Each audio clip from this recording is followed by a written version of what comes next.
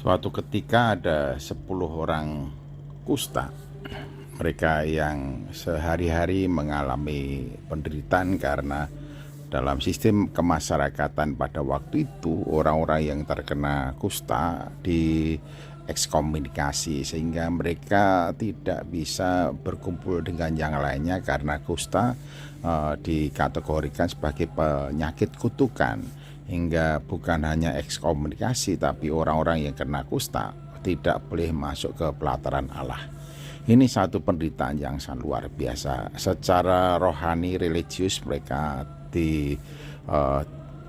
diambil haknya atau dilepaskan haknya untuk beribadah di pelataran rumah Allah, dan secara sosial mereka diekskomunikasi atau diisolasi sehingga mereka begitu menderita. Dan pada saat itu mereka melihat ada Yesus yang sedang ada di daerah di mana mereka berada. Lalu mereka berteriak-teriak, "Tuhan, tolonglah kami, belas kasihanilah kami." Lalu Tuhan Yesus Kristus bersabda kepada mereka, "Tunjukkanlah dirimu kepada para imam."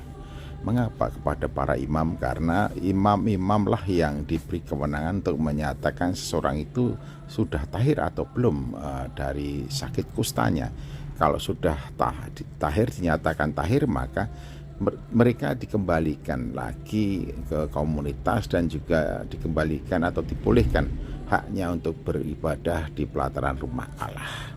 Nah, setelah mereka meninggalkan Yesus dan di tengah perjalanan, maka mereka mendapati dirinya telah sembuh dari sakit kustanya. Lalu mereka bersukacita. Dari 10 orang itu, satu orang yang memahami betul, menyadari betul dan merasakan betul pertolongan Tuhan Yesus, sehingga ia kembali kepada Tuhan Yesus Kristus, bersujud dan berterima kasih kepada Tuhan Yesus Kristus. Bapak Ibu dan saudaraku yang saya kasih dalam Tuhan Yesus Kristus, gambaran ini menjadi gambaran jelas. Kenyataan ini jadi gambaran jelas bahwa sebetulnya tidak sedikit orang yang tidak tahu dan tidak mau berterima kasih atau tidak memahami bahwa sesungguhnya pertolongan Allah selalu diberikan kepadanya.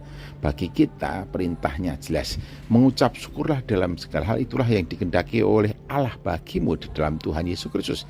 Jadi bagi kita mengucap syukur, berterima kasih kepada Allah di dalam Kristus adalah merupakan cara hidup sebagai orang-orang yang percaya kepadanya.